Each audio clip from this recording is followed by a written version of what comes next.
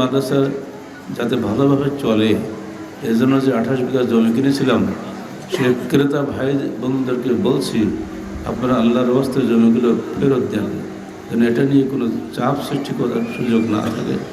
মামলা মোকদ্দমা থেকে যাবেন না।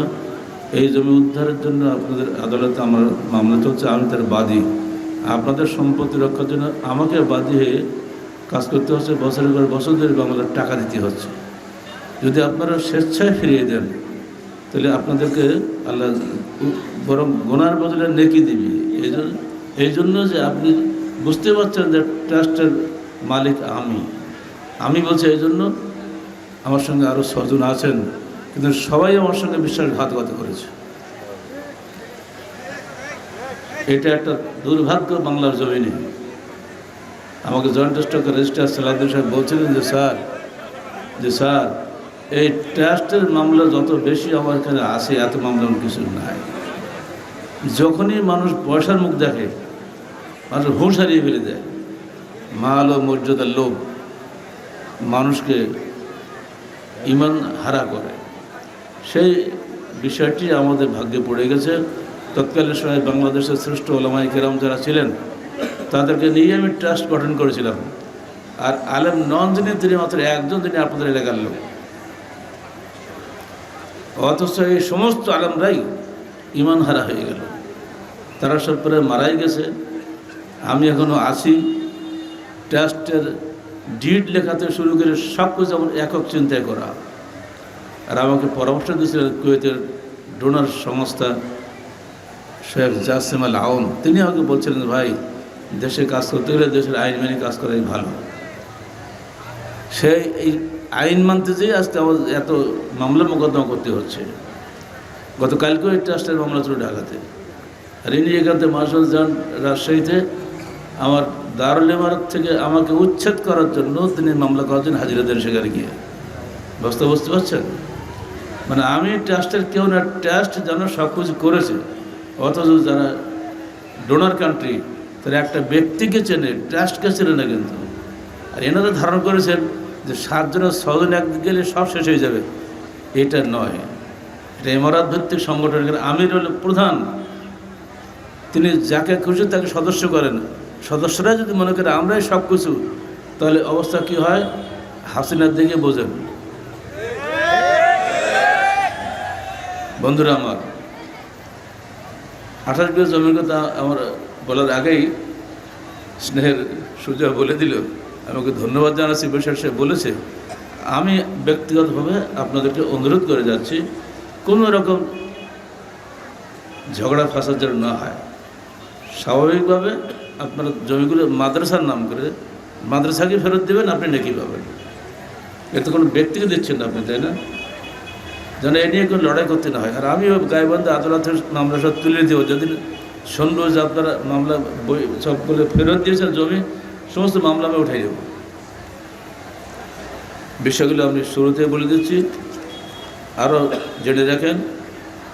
সারা বাংলাদেশে এই মিসকিনের হাত দিয়ে 1250টা মসজিদ হয়েছে। ওটা শুনলেন? 1250টা সারা বাংলাদেশে হয়েছে আমার হাত দিয়ে। তার মধ্যে 650 ডাইরেক্ট আমার হাত দিয়ে, আর 600 ওদের অফিস করার পরে আমার সুপারিশের মাধ্যমে।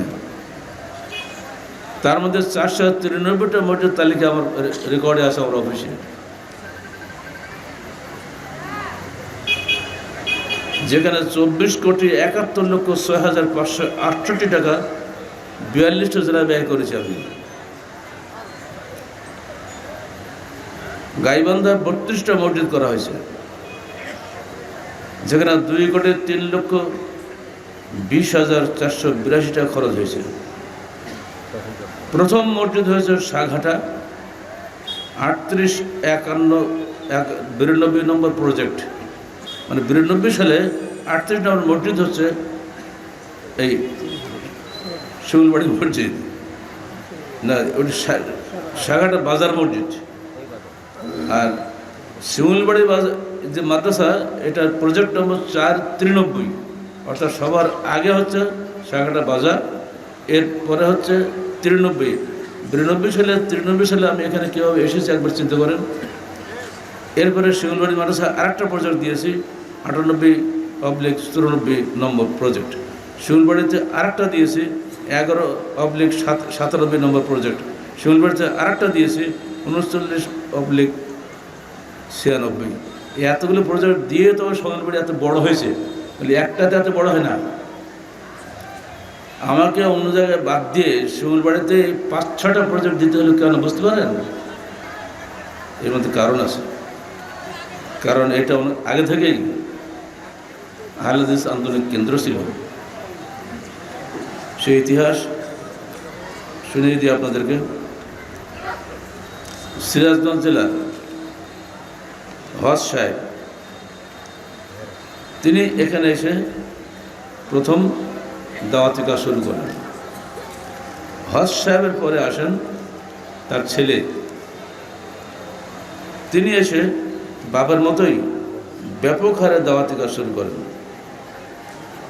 এই দাওয়াতি কাজের ফলে এলাকার মানুষের মধ্যে আহলে হাদিস, তখন বলা হতো মোহাম্মদী আন্দোলন, মোহাম্মদী আন্দোলনের ব্যাপক প্রসার লাভ করে এলাকার লোক শিরক বিদআত সব ছেড়ে দেয়। তারপরে এলাকার ওয়াসিউর রহমান চলে যায় জিহাদে, বালাকোট থেকে ফিরে আসে। এই কারণে এই এলাকাটায় বিশেষ করে শিমুলবাড়ি, ভুয়াকুয়া, পাকুল্লা এই এলাকাতে তাদের কাজ ছিল খুব বেশি। আর ধনারুয়ার ছেরুডাঙ্গার জঙ্গলের একজন মানুষ দিন রাত পালিয়ে থাকতো, মানে তৎকালীন সময় ব্রিটিশ পুলিশ পালিয়ে তাকে ধরে মেরে দিত। এত কষ্টের এলাকা হচ্ছে এটা। কারণ এই যে ব্রিটিশের পুলিশরা পানিকে খুব ভয় করে, যেখানে পানি সেখানে ওরা যায় না। যদি নৌকাতে মানুষ ডুবিয়ে মেরে ফেল দেয়। এখানে নদী দেখলাম না, এখন আগে তো হচ্ছে বড় নদী ছিল। এর জন্য তৎকালীন সময়ের আহলে হাদিস নেতারা এই নদী এলাকায় আসতো, যান রাজশাহী পদ্মার ধারে, যান রংপুরে নীলফামারী তিস্তার ধারে, যেখানে যেখানে নদী, সমস্ত নদীর পরে আহলে হাদিস সংখ্যা বেশি।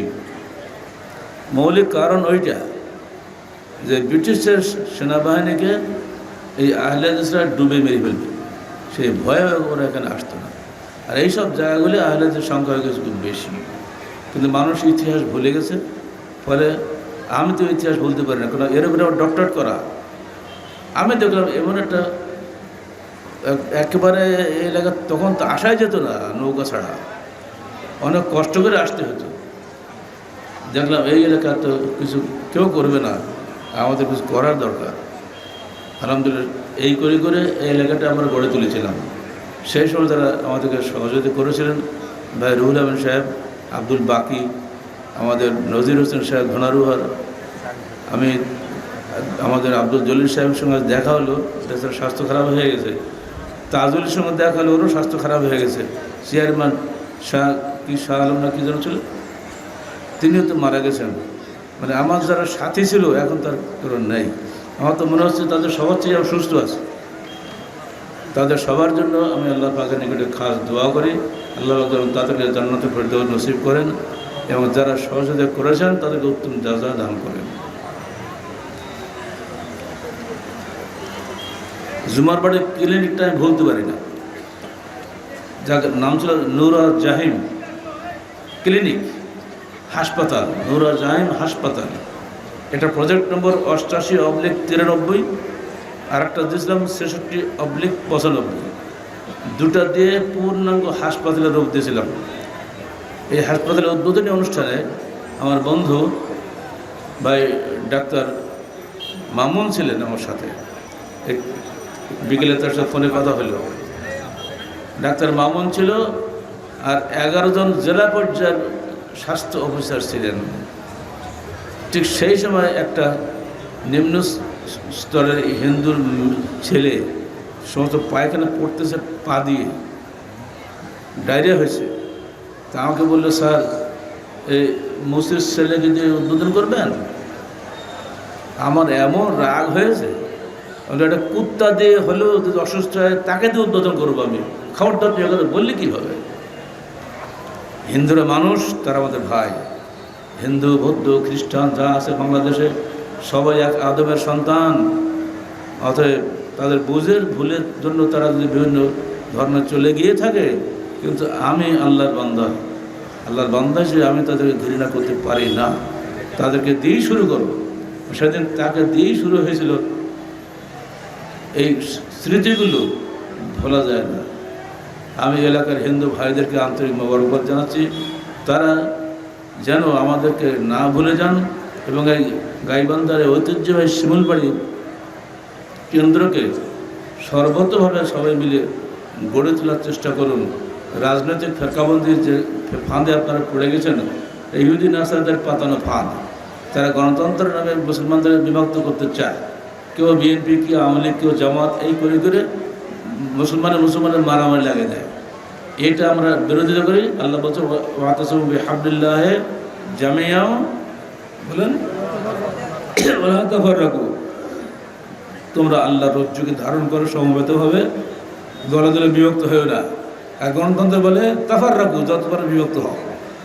বহুদলীয় গণতন্ত্রের খুব ভালো কাজ না, এটা খুব খারাপ, এটা অপরাধ। আমরা এর বিরোধিতা করি। যদি মনে করেন যদি আমরি জামাত এখানে একটা ইলেকশনে যদি দাঁড়াতাম আমি, তা আপনারা আমাদের ভোট দিতেন না? দিলে তো আমি একটা এমপি পারতাম না। এসব হয় না, এগুলো ইসলাম বিরোধী রাস্তা। এসব রাস্তায় আমরাও যাই না, যেহেতু আমরা কাউকে উপদেশও দেই না। আপনারা ইচ্ছা করলে যান, কিন্তু এটা আমাদের আপত্তি রইল। আল্লাহ পাকের কাছে দায়ী করেন না যে আমরা সাপোর্ট করি। এগুলো করাতে যারা ঢুকেছে তারাও মরেছে, যারা এখন ঢুকেনি তারা মরা ভয়ে ওকে পালায় বেরিয়ে বেড়াচ্ছে। এরকম ঢুকবেন না, এগুলো থেকে আপনারা দূরে থাকার চেষ্টা করবেন।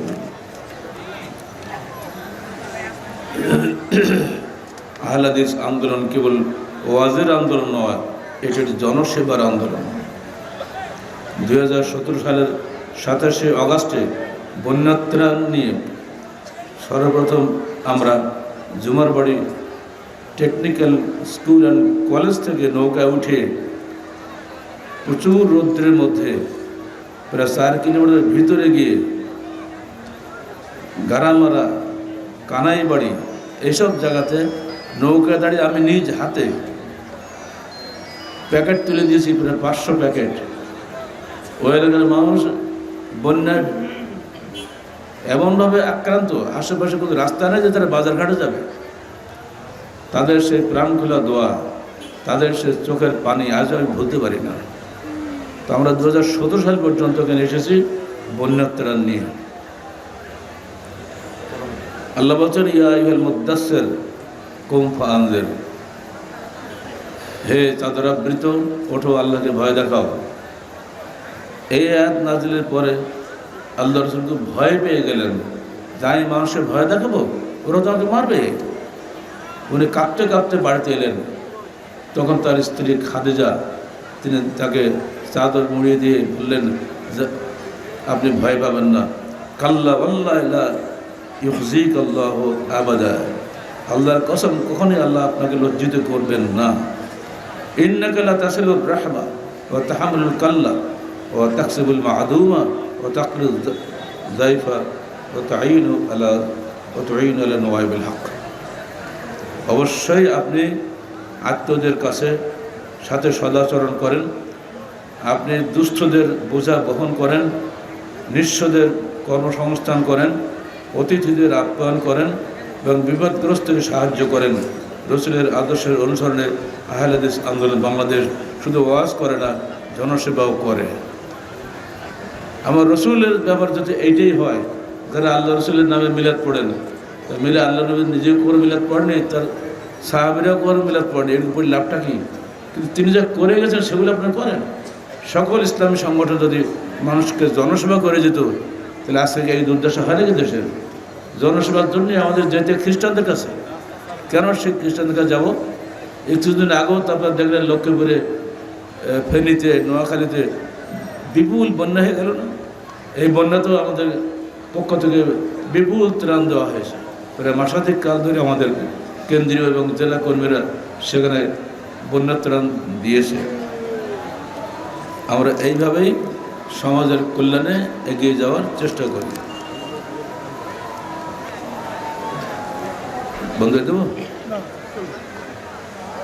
এবার আসেন আহলে হাদিস আন্দোলনটা কি আপনারা বোঝার চেষ্টা করুন। ইবনে কুতাইবাউদ্দিন ওয়ারি আল বাগদাদি তিনি বলছেন, আহলুল হাদিস হুম ইলতামাসুল হাক্কা من وجهته وتقربوا إلى الله باتباع سنن رسول الله صلى الله عليه وسلم هم حماة الدين يذبهم عن سنة النبي صلى الله عليه وسلم আহলে হাদিস হলো তারাই যারা হক তালাশ করে সরাসরি করে হাদিস থেকে, যারা আল্লাহর নৈকট্য হাসিল করার চেষ্টা করে বিত্তবাঈ সুন্নাহ রাসূলুল্লাহ সাল্লাল্লাহু আলাইহি ওয়াসাল্লাম, আল্লাহ রসুলের সুন্নত অনুসরণের মাধ্যমে। হুম হুমাতুদ্দিন, এরা হলো দিনের পাহারাদার। আযব্বু মান সুন্নতে নবী সাল্লাল্লাহু আলাইহি ওয়াসাল্লাম, যারা আল্লাহ নবীর সুন্নতকে পাহারা দেয়। সুন্নত বিরোধী কাজ যদি কেউ করে সঙ্গে সঙ্গে সেটা হটিয়ে দেওয়ার চেষ্টা করে। এমনকি আপনাদের যে বাড়িতে আমি আজকে মেহমান, একটু আগে উঠে আসলাম, আহলে হাদিস ভাই 4টা বেদাত ঘটালাম। বড় সূরা ইয়াসিন লিখে রাখছে, বাজার কিনতে পাওয়া যায় না, ওই একটা টাঙিয়ে রাখছে। আল্লাহ মোহাম্মদ কিনতে পাওয়া যায় না, আল্লাহ বসে আছে আর মোহাম্মদের নৌকার চূড়ায়, তাই না, ও একটা ঘটালাম। আরও 2টা যেন কী সব লেখে আল্লাহ মাল্লাহকে অবলতে সব বলে, একটু এগুলিকে আপনি পড়েন? বলেন না, এত ছোট্ট ছোট্ট লেখা তো পড়ে যায়ও না, এইগুলো যেন আপনার ঘরে রাখবেন না। এখানে আসতে এই আসার 2 মিনিট আগেই এই কাজ করে আসছে আমরা। আহলে হাদিসের বাচ্চাদের সামনে কোনো বেদাত হওয়ার সুযোগই নেই, হলেই ধরে ফেল দেবে, সেখানে আটকে যেতে হবে। কে কী বলবে দেখার দরকার আছে? আপনি আর্মি আছেন কি পুলিশ আছেন, এবার দেখা কি মুসলমান না, আপনাকে মরতে হবে না? আর্মিকেও নসিহত করবো, এই দাড়ি টুপি ছাড়েন। বলছি এখন আমি মানুষ দাড়ি টাড়ি না রাখলে কেমন দেখা যায়, এসব চলবে না। দাড়ি আল্লাহ নবীর একেবারে গুরুত্বপূর্ণ সুন্নত, তিনি জীবনে কোনো দাড়ি কাটেন নেই। আর মুসলমান বলছে দাড়ি কাটবেন, তার মানে এমনি করে যদি আমরা যুবকদেরকে গড়ে তোলার চেষ্টা করি, সারা দেশ পরিবর্তন হতে সময় লাগবে। দয়া করে আপনারা সংস্কার হওয়ার চেষ্টা করেন। খতিব বাগদাদি সুফিয়ান সৌরিকে সম্পর্কে বলছেন, আল মালায়েকাতু হুররাসুস সামা ওয়া সাহাবুল হাদিস হুররাসুদ দুনিয়া। ওরে বাপ রে বাপ, ফেরেশতারা হলো আসমানের পাহারাদার, আর আহলে হাদিস হলো দুনিয়ার পাহারাদার। কি সাংঘাতিক কথা! ফেরেশতারা, এখানে লক্ষ লক্ষ ফেরেশতা আছে না এখন? ইনশাআল্লাহ যদি ফেরেশতারা বাংলা বোঝে, ফেরেশতারা এই ওয়াজ শুনছে, তারা খুশি হবে ইনশাআল্লাহ। ফেরেশতারা হলো আসমানের পাহারাদার, যেন শয়তান ছবরে আল্লাহ নবী কোনো ওহীকে চুরি করতে না পারে। আর আহলে হাদিস হলো দুনিয়ার পাহারাদার, কোনো বেদাত যেন কোনো মতো আমার সংসারে আমার পরিবার ঢুকতে না পারে। এই হলো আহলে হাদিস। এইটা ছাড়া কিসের আহলে হাদিস? আপনি রফাদান করে আমি বলি রফাদান হবে? ও তো হাম্বলিরাও করে, মালিকিরাও করে, শাফিরাও করে। আপনি রফাদান করে দিলেন তার কি? তো যে সমস্ত আহলে হাদিস রাজনীতি করে, আহলে হাদিস মসজিদ গিয়ে পাক্কা আহলে হাদিস হয়, আর হানাফি মসজিদ গিয়ে হাত নিচে বন্ধে, ও কোন কোন জাতের আহলে হাদিস? এটা বোঝাই না যে কোনটা কি জন্য কী করতে হয়। আকীদা ঠিক করেন, আমল ঠিক করেন। দুনিয়া একদিকে গেলে আপনি ডানি বাজাতে পারবেন না। আমরা শুনছি, আমি আসার আগে নাকি আপনার একটা বিজ্ঞাপন ছড়াইছেন, খুব চমৎকার একটা বিজ্ঞাপন, যে আমির জামাতের ডান পাশে সালমান এফ রহমান বসে আছে, আর সাতক্ষীরা এই বলে রাজশাহীর মেয়র লিটন বসে আছে। ঠিক একটা দারুণ একটা মোক্ষম সুযোগ আপনারা পাইছেন। আমি চ্যালেঞ্জ করে বলছি, সালমান এফ রহমানের মতো চমৎকারভাবে সালাত আদায় করার যোগ্যতা এই বিজ্ঞাপন দাতার নিজেরও নেই। মাত্র 6 দিন তার সঙ্গে কারাগারে ছিলাম, তাকে বুঝিয়ে দিলাম। তিনি তার শেষ ভাষণে রাজশাহীতে গত বছর ফেব্রুয়ারিতে তিনি বলে গেলে পরিষ্কারভাবে, আমি ইসলাম সম্বন্ধে কোনো জ্ঞান আমার নেই, ব্যবসায়ী মানুষ। আমি কাশিমপুর কারাগারে 2 বছর ছিলাম।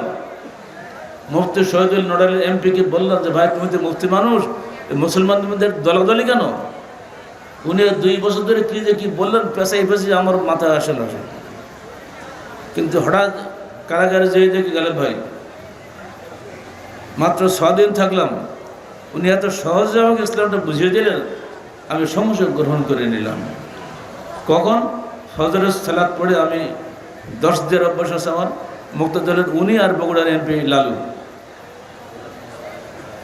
উনি জিজ্ঞেস করছেন আচ্ছা ইনি কে? 10 দেওয়ার মেজাজে উনি বুঝে গেছেন একটু আপোষহীন লোক। তা বলেছে উনি এই, নাম তো শুনেছি কিন্তু কখনো দেখি নাই। এবার গেছেন আমার কাছে, কিন্তু সালাম দিয়ে বসছে আমার সামনে। আমি তো টেবিল চেয়ারে লিখছি এই যত নবীদের কাহিনী 1, 2, নবীদের কাহিনী 3, সিরাত রসুল দেখছেন এগুলা, এইসব কারাগারের সম্পাদকগুলা। তো তখন আমার কিন্তু খুব লেখায় ব্যস্ত, সালাম দিয়ে গিয়ে বসলেন, বলছে এই প্রশ্নটাই করলেন, মুসলমানদের মধ্যে আর দলাদলি কেন? আপনার 5টা ছেলের মধ্যে দলাদলি হয় না? এক কথা শেষ। তাহলে বাঁচার উপায় কি? খুব সহজে বাঁচার উপায়, দেখবেন কার আমলটা সহি হাদিস অনুযায়ী ঠিক আছে, খালাস। সহি হাদিস অনুযায়ী হলে ওটাই ইসলাম, সহি হাদিসের বিপরীত হলে ওটা বাদ দেবেন। বলছি এত সহজ? হ্যাঁ, এটি সহজ। এই যে শুরু হয়ে গেল জোরে সঙ্গে একেবারে কায়দা রফলা দেয়, কি আলহামদুলিল্লাহ পড়লেন না? যে বলাই দিতে হবে, তাহলে তো বলবেন নাকি পাবেন না? আলহামদুলিল্লাহ 10টা নাকি পাতেন, বললেন না, ফেল করলেন। এই মানুষটাকে নিয়ে যারা পোস্টারিং করছে, যারা বিজ্ঞাপন ছড়াচ্ছে, তারা সবচেয়ে নষ্ট লোক, চরিত্রের লোক। তার ধারে কাছে যাওয়ার যোগ্যতা তোমার হয়নি। সারা শিমুলবাড়ি 20-26 বছরে যত টাকা আন্দোলন কেন্দ্রকে দিয়েছে, তার চাইতে কয়েক শগুণ বেশি টাকা উনি দিয়েছেন আমাদেরকে। খবর রাখো, হিসাব দেখি না ওকে। এরকম পচা হলে না, হ্যাঁ পড়তে তো রাজনীতির ভাগ, এটা উনি বড় ব্যবসায়ী, উনি কখনো রাজনীতি জড়েন নাই, কখনোই কোনোদিন এমপি হন নাই। এমপি হওয়ার পরে আমি টের পেলাম, আপনি কী কাজ করলেন? তো বলছে হলে একটু শক্তি বেশি হয়। এখন বুঝছে কেমন শক্তি হয়েছে, কথা বুঝছেন? আমাকে সালাম পাঠিয়ে দোয়া চাইছে এবং ক্ষমাও চাইছে সঙ্গে সঙ্গে, যে আমাদের কথা না শুনে ভুল করেছে। অতএব কেউ ভাববেন না ঠিক লিটনে জন্মগত হাইলা দিয়েছে, ওর বাবা দাস দূর হাইলা দিয়েছে, সে কি হাত দেওয়া নাকি? সে মেয়র, যে শহরে আমরা প্রোগ্রাম করছি সেই শহরের মেয়র যদি হিন্দুও হয়, তার কাছ থেকে অনুমতি নিতে হবে না? কি এমন পাপ হয়েছে?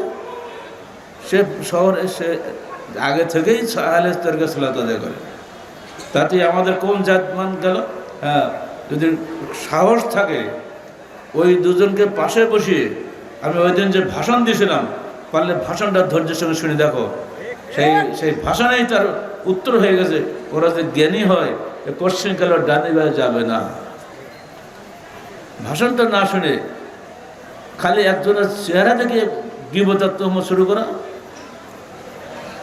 বন্ধুরা আমার, এগুলো মেনে নিতে হবে, এগুলি মেনে নিয়ে আপনাকে চলতে হবে। ইবনে তাইমিয়া বলছেন, ইমাম আবু দাউদের নাম জানেন তো? বুখারী, মুসলিম, তিরমিজি, আবু দাউদ আছে না? আবু দাউদ কি বলছেন? লাউলা হাযিল সাহাবা লাম দারাসুল ইসলাম, যদি পৃথিবীতে আহলে হাদিস না থাকতো, ইসলাম মিটে যেত বহু আগেই। বলুন আল্লাহ, ঠিক বলেন না? বলুন আলহামদুলিল্লাহ। যদি পৃথিবীতে আহলে হাদিস না আসতো, ইসলামী দুনিয়া থাকতো না। আর কি বলবেন? এইসব মনীষীদের কথার কোন মূল্য আপনার কাছে নাই না? তার কেতাব পড়ে আপনি মাদ্রাসা খুলছেন, আবু দাউদ পড়েন না? সেই আবু দাউদের সংকলন নিজেই এ কথা বলেছেন, লাউলা হাযিল সাহাবা লাম দারাসুল ইসলাম। ইবনে তাইমিয়া জগৎ বিখ্যাত মনীষী, জেলখানায় 10 বার গেছেন তিনি, জেলখানাতেই তার মৃত্যু হয়েছে। তৎকালীন সময়ের মালিকি আলেমরা এত হিংসুক আলেম ছিল, এই আলেমদের হিংসায় তিনি জর্জরিত হয়ে তারাই তাকে তৎকালীন সময়ের প্রশাসনকে খেপিয়ে তাকে জেলখানায় রাখত। এই মানুষটা সারা জীবনের অভিজ্ঞতা লব্ধ বক্তব্য এই, দেখো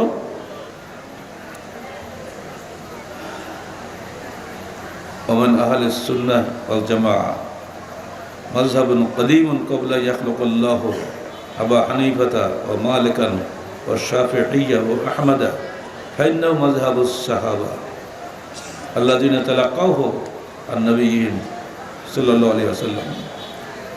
মনে রেখে দিও, ইমাম আবু হানিফা, ইমাম শাফিঈ, ইমাম মালিক, ইমাম আহমদ, যাদের নাম একটা মযহাব হয়েছে, তাদের জন্মের বহু পূর্বে সাহাবীদের সবচেয়ে পুরনো মযহাব ছিল, তারাই ছিল প্রকৃত আহলে হাদিস।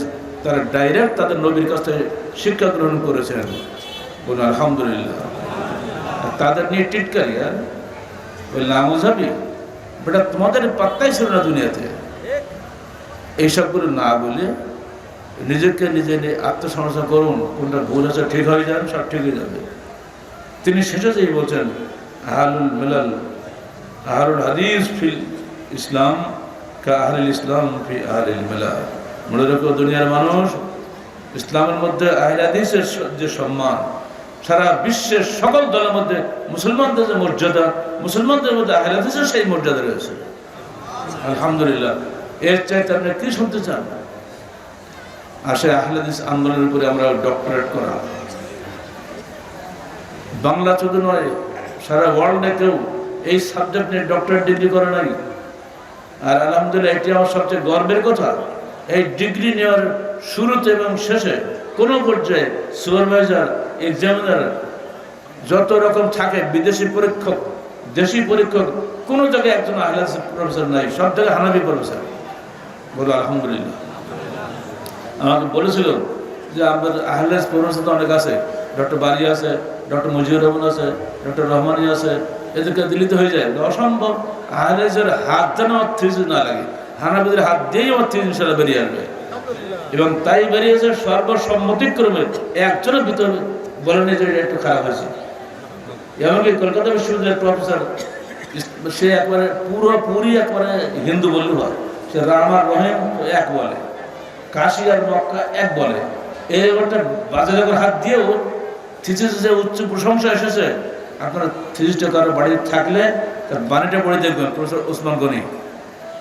এই সমস্ত লোকদের কাছ থেকে থিসিসে পাস হওয়াটা চারটিখানি কথা না, কারণ এমন দলিল দিয়ে আমরা লিখেছি, এই দলিলের সামনে কথা ক্ষমতা কারণ নাই। এই শিমুল বাড়িতে শুরু করে উত্তরবঙ্গে, দক্ষিণবঙ্গে যেখানে যেখানে আহলে হাদিসের গ্রাম পেয়েছি, আর বুড়ো মানুষগুলোর কাছে গিয়ে খাতির করে বসতাম, ভাই আপনি কেন মোহাম্মদী বলেন তো, আপনি কেন আখুন বলেন, আপনি কেন খান বলেন, কেন আমার সঙ্গে এই আখুন জাদা আছে। এই বুড়ো মানুষের সঙ্গে যে গল্প করবেন, দেখবেন সব আস্তে আস্তে আস্তে আস্তে বেরিয়ে আসবে। আর এইভাবে বেরোতে বেরোতে এই ইফাজতের হাক্কানের ওখান থেকে তরবারি বেরিয়ে আসলো।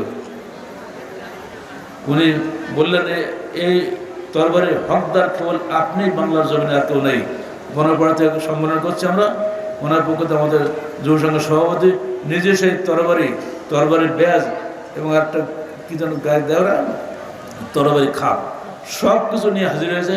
যে দাতা পাঠিয়ে দিয়েছে যে এই তরবারির হকদার খালি ডক্টর গালিব, আর কেউ নাই। বলে আলহামদুলিল্লাহ।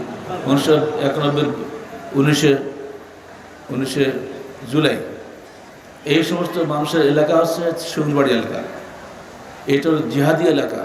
এসব এলাকার লোকেরা যাতা আহলে হাদিস না, এরা জীবন দেবে কিন্তু তার আকীদা নষ্ট করবে না। এই ধরনের মানুষের আপনাদের বাপদাদারা, আপনার টাকা পয়সা বিলাসীতে পড়ে সব ভুলে গেছেন। আপনাদের বাপদাদার হক আদায় করেছে, আমি কিন্তু আপনারা করেন নাই। আমার দাবি আপনাদের কাছে, এই মাদ্রাসায় করেন। যখন আমি টাকা দিতাম তখন একটা পরিবেশ ছিল, যারা দিত ডোনার কান্ট্রি তাদেরকে ব্যান্ড করেছে, তাদের ব্যক্তিগুলিকে নামে নামে ব্যান্ড করেছে সকল ইসলামী রাজনীতিকরা, যারা আবার ক্ষমতা আসার জন্য পাগল হয়ে গেছে। একবার দেখেন না, আওয়ামী লীগ গেছে, এবার আমাদের পালা, দিন গুনছে কবে আসবো। এই দলটা সবথেকে নিকৃষ্ট ধর্ম, এরাই আমরা দুশ্মন, এরাই আমাকে 3 বছর 6 মাস জেল খাটিয়েছে, এরাই আমাকে গাইবান্ধা কারাগারে রেখেছে ইসলামের নাম করে। ঠিক এইসব ইসলাম বলাতে সাবধান মনে রাখবেন। অত সহজে আমরা ঘা খাওয়া মানুষ, মিটি মিটি কথা বলে মাথার টুপি দিয়ে অত সহজ মনে করেন নাকি? এরা জানে যে আহলে হাদিস আন্দোলন বাংলার জমিন জায়গার মাথা উঁচু করে, অন্য কোনো বেদাতের সুযোগের বাংলাদেশের জমিনে থাকবে না। আর আমি পরিষ্কার বলি, আমি আহলে হাদিস যুবকদের রক্ত চাই, বুড়োদের না। বুড়োরা দোয়া করবে, হে আহলে হাদিস যুবক, বেরিয়ে আসো তুমি জিহাদি প্রেরণা নিয়ে। তোমার বুকের প্রতিটা রক্ত আল্লাহ তো বলছে, তোমার হাত দিয়ে কোনো বেদাত হবে না, তোমার হাত দিয়ে শিরক হতে পারে না। বিধান বাতিল করো, ওই বিধান কায়েম করো, সকল বিধান বাতিল করো, ওই বিধান কায়েম করো। আল্লাহু তাকবীর। বাংলার জমিনে করোনার কোনো বিধান চলবে না। একজনের এক এক ফাঁকা হাজির করবা, ক্লাসে পড়া উসুল শাসি। কেন শাসি পড়বো? কেন কুদুরি কেন পড়বো? হেদায়া কেন পড়বো? কে লিখছে হেদায়া? শাসি কে লিখেছে? কুদুরি কে লিখেছে? আল্লাহ নবীর লেখা? আল্লাহ নবীর জিনিস কোরআন এবং হাদিস, সহি হাদিস হওয়া লাগবে। কোরআন এবং সহি হাদিস থাকতে অন্য কোনো কুদুরি মুদুরি কিছু চলবে না দেশে। ইসলামী শিক্ষা মানে এইগুলির শিক্ষা, কোরআন হাদিসের শিক্ষা, কুদুরিয়া শাসি পড়ার শিক্ষা না।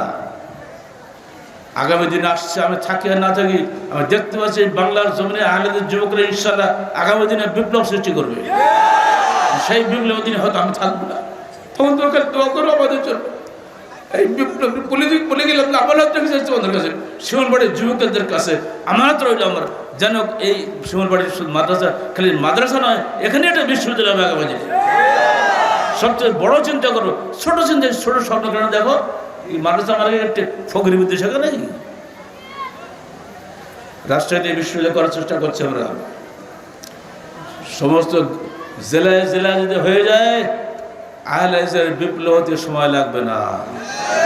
যাদের টাকা আছে টাকা বের করো, টাকা দিয়ে গেলে ঢাকায় বাড়ি করো না, ওর বাড়ি তোমার সঙ্গে থাকবে না, সব চলে যাবে। তোমাকে মরতেই হবে, মরার আগে এমন কিছু করে যাওয়ার পরে গেলে তোমার কাজে লাগে। যাদের টাকা নেই তারা দোয়া করো, সাহায্য করো। আর মুরব্বীদেরকে বলবো আহলে হাদিসের বিপ্লবের জন্য তোমাকে দোয়া করে যাও। মুরব্বীদের প্রেরণা আর যুবকদের উদ্যম নিঃসন্দেহে বিজয় লাভ করে। ইব্রাহিমের বাপ হও, ইসমাইলের যুবক হও, ইনশাআল্লাহ। সেদিন যখন একা ইব্রাহিমের মাধ্যমে নমরুদ পালিয়েছিল, ঠিক আজকেও বেদাত এবং শিরকের মহাপাতক নিভে যাবে, থাকবে না কিছুই। এই যে সকল বিধান বাতিল করো, যে সলমানরা তোমরা দিন হঠাৎ হয়েছে নাকি? আমাকে কোনো মর্তেই সময় দেবে না। তসলিমা নাসরিনের যে কোরআন পরিবর্তনের দাবিদারের বাকপাক্ত মহিলা, সে বলে কোরআন পাল্টে এই কোরআনের যুগে চলবে না, সহ্য করা যায় নাকি? মিছিল হইল 2 দিনের নোটিশে 64টা বাস ভরে যুবসংঘ ছেলেরা ঢাকায় গেল। 1994 সালের 29শে জুলাই, সেদিন আজকের যুবকরা ছিল না, মাত্র 2 দিনের নোটিশে। কিন্তু দেখলো যে এই যে আহলাদের যুবসংঘ, আহলের নামটা দেখে হুজুরদের এমন গা জ্বলে উঠেছে, আমাকে আর সময়ই দেয় না। অবশেষে একবার মগরিবের সময় ঢাকা জেলা যুবসংঘ সভাপতি ভাই আহসান এবং মাসিক মদিনার সম্পাদক মাওলানা মহিউদ্দিন খান, তাদের বারবার চেষ্টার ফলে শেষে একটু টাইম দিল, যখন মগরিব আজান সময় হয়ে গেছে। মাত্র 2 মিনিট 10 সেকেন্ডের ভাষণ, ওর মধ্যে হেমায়তুদ্দিন উঠে আমার ঘাট চাওয়া শুরু করছে যে ভাই অনেক সময়, ভাই অনেক সময় হয়ে গেছে, মানে 2 মিনিটে অনেক সময় হয়ে গেছে। তখনই আমি বলেছিলাম, ওই জাতীয় সংসদে ইঙ্গিত করে, কোনোদিনও সেদিন আমাদের আন্দোলন থামবে যেদিন এই জাতীয় সংসদে পবিত্র কোরআন এবং সহিদের ভিত্তিতে আইন তৈরি হবে। বলার সঙ্গে সঙ্গে সকল বিধান বাতিল করো। 20 লক্ষাধিক মানুষের মুহুর্মুহু স্লোগানে সমস্ত মানিক মিয়া এভিনিউ এবং আসাদ গেট পর্যন্ত, ওদিকে ফার্ম গেট পর্যন্ত, সে যে কী যে শব্দ, সে আপনি কল্পনা করতে পারবেন না। সকল বিধান বাতিল করো, বলুন তো সবাই একসাথে বলেন, সকল বিধান বাতিল করো, ওহির বিধান কায়েম করো। এটা আমার একক স্লোগান ছিল না, এই 20 লক্ষাধিক মানুষের সম্মিলিত সব স্লোগান সেদিন ছিল। সেই স্লোগান আজকে আমাদের আহলে হাদিস বাংলাদেশের রাজনৈতিক স্লোগানে পরিণত হয়েছে। সকল বিধান বাতিল করো, সকল বিধান বাতিল করো,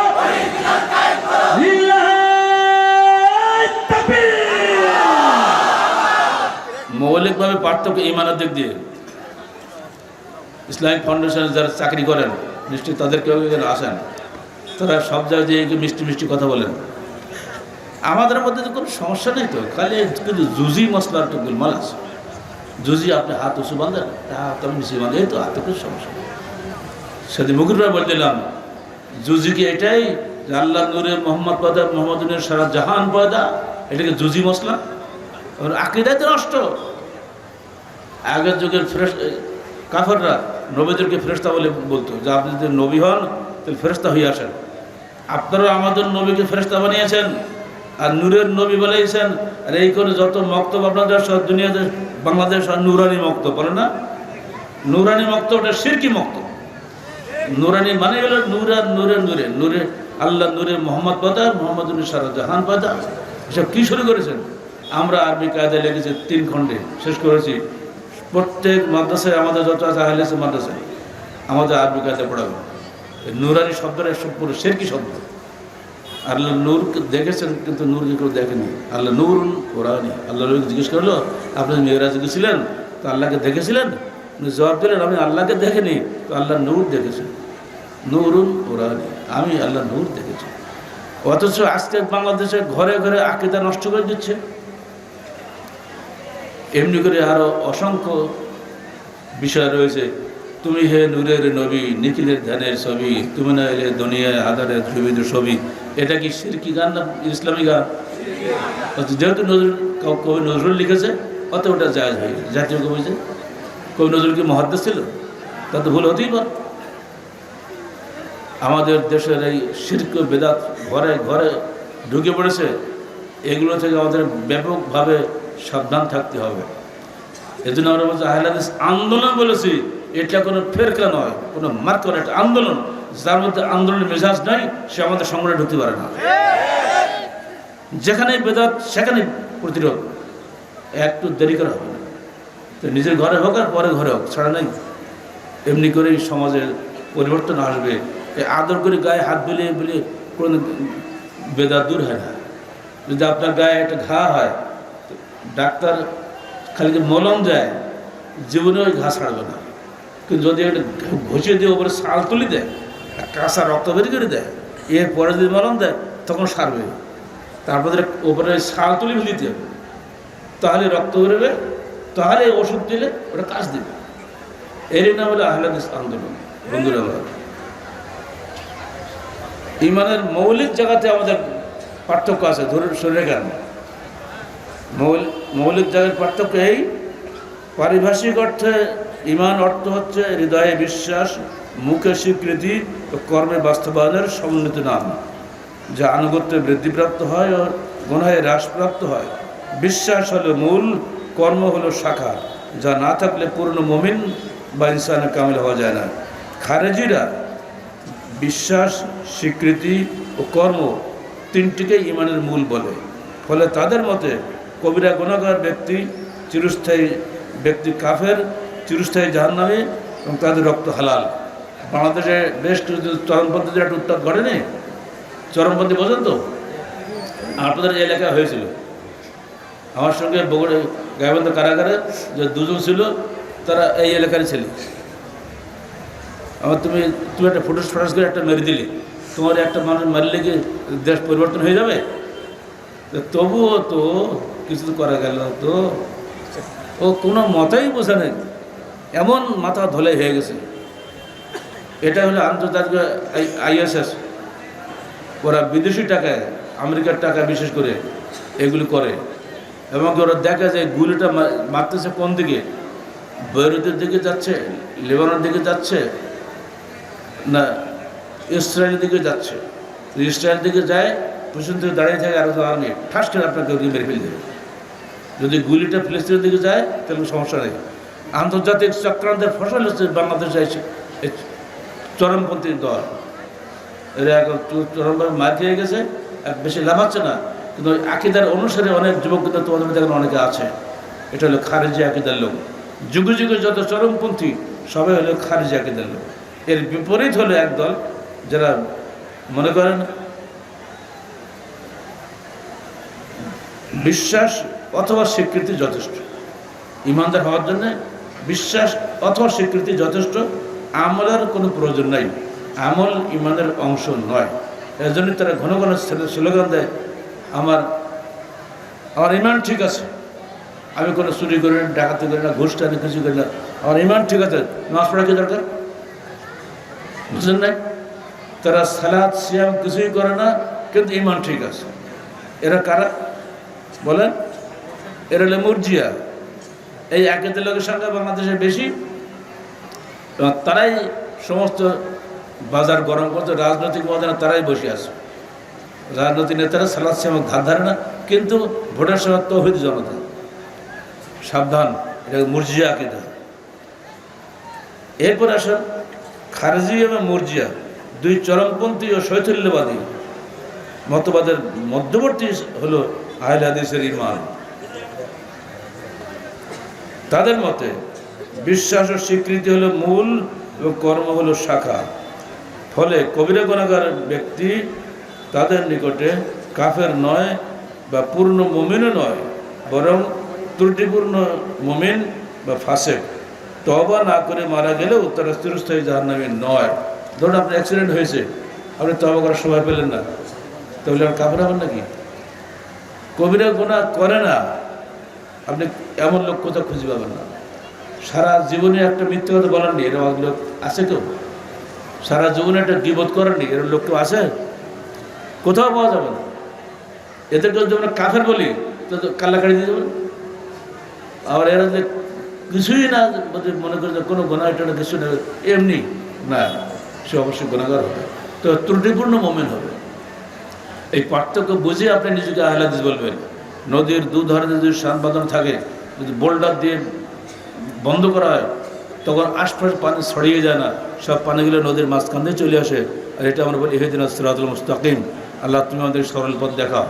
পুরা কোরআন সূরা ফাতিহার ইহদিনাস সিরাতাল মুস্তাকিমের এই যে দোয়াটা, এই দোয়ার বাস্তবতা হচ্ছে পুরা কোরআন। মদ খেলো না, জুয়া খেলো না, যত যা দেখছো জেনা ব্যবসায়ী করে না আসে না, সবগুলো এইগুলো সব কিন্তু ইহদিনাস সিরাতাল মুস্তাকিম। সরল পথে চলতে গেলে আপনাকে অবশ্যই মদ ছাড়তে হবে, জুয়া ছাড়তে হবে। আমি গত কয়েকদিন আগে গেছিলাম লালবাজার একটা সম্মেলনে, যে মসজিদ আমার নিজেরই করা, সেই মসজিদ খুঁজে বের করলাম।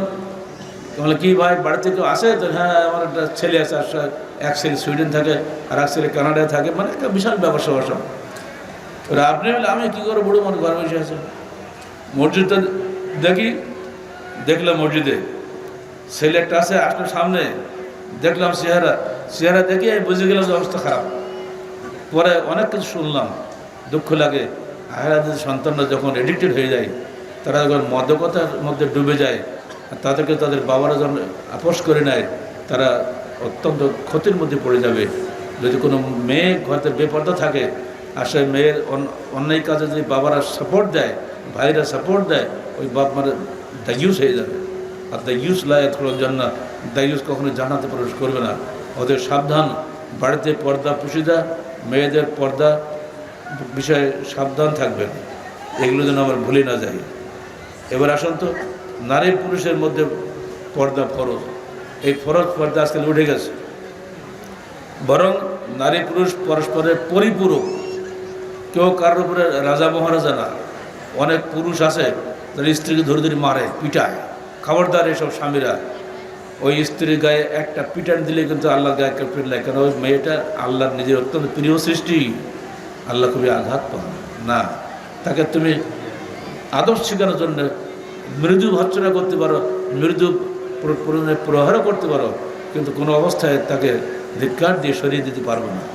আল্লাহ বলছেন হুন্না লিবাসুল্লাহ কেউ আন্তুম লিবাসুল্লাহ হুন্না, সূরা বাকারা 187 আয়াত। মেয়েরা তোমাদের পোশাক, তোমরাও তাদের জন্য পোশাক সদৃশ। পোশাক যেমন গাতে ফেলে দেওয়া যায় না, এরকম স্ত্রীকে তো ফেলে দেওয়া যাবে না। পরস্পরের পরিপূরক দুজনেই, তারা সবসময় দৃষ্টি অবনত রাখবে। নারী হোক বা পুরুষ হোক, সবসময় পরস্পরের দৃষ্টি অবনত রাখবে। আল্লাহ বাবা কুল্লিল মুমিনিনা ইয়াগুদ্দু মিন আসওয়াতিহিম ওয়া ইয়াহফাযু ফুরুজাহুম, সূরা নূর 30-31 আয়াত। বলে দাও তুমি নারীকে, পুরুষদেরকে, পুরুষরা যেন তাদের চক্ষু অবনত রাখে, অথবা তুমি নারীদেরকে বলে দাও তারা যেন তাদের দৃষ্টিকে অবনত রাখে। আগে কিন্তু পুরুষকে বলা হচ্ছে। আমরা তো মনে করি পুরুষের কোনো পর্দা নেই, খালি নারীরই পর্দা আছে। জি না, আগে পুরুষের পর্দা করতে হবে, সেটা কোনো পর নারীর দিকে চোখ তুলে না থাকায়। ঠিক অমনি করে কোনো নারী যেন পুরুষের দিকে না থাকায়। তবে কাজ করবে কীভাবে? পুরোপুরি পর্দা বজায় রেখে যতটুকু কথা না বললে না, ততটুকু অনেক কথা বলবেন। সূরা আহজাব 53 আয়াতে হিজাব ফরজ করা হয়েছে এবং 59 আয়াতে জিলবাব ফরজ করা হয়েছে। ঢিলাঢালি কাপড় দিয়ে নিজেকে ঢেকে রাখা, হিজাব এবং বোরকা যাকে আমরা বলি আমাদের ভাষায়, এটা ফরজ সূরা আহজাব 53 এবং 59 আয়াতের মাধ্যমে। অর্থাৎ নারী পুরুষ প্রত্যেকেই খেয়াল রাখবেন যেন পরস্পরের প্রতি আমাদের কোনো ক্ষতি না হয়ে যায়। বাড়িতে পর্দা পুশিদা খুবই কমতি হয়ে যাচ্ছে আজকাল আমাদের মধ্যে, এটা যেন না হয়। সবশেষে আমরা যদি শিমুলবাড়ি মার্কাজের পুরনো কথাগুলি মনে রাখি, তাহলে আশা করি আপনারা এই মার্কাজের গুরুত্ব বুঝতে পারবেন।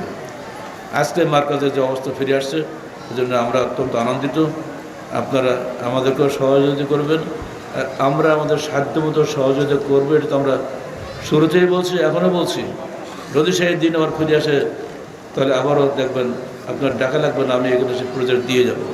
আল্লাহ পাক আমাদের সবাইকে আহলে হাদিস আন্দোলনের মূল মর্মটা বোঝার তৌফিক দান করবেন এবং এই আন্দোলনের জন্য যা কিছু করণীয় আপনার করার চেষ্টা করবেন। আসসালামু আলাইকুম ওয়া রাহমাতুল্লাহি ওয়া বারাকাতুহু।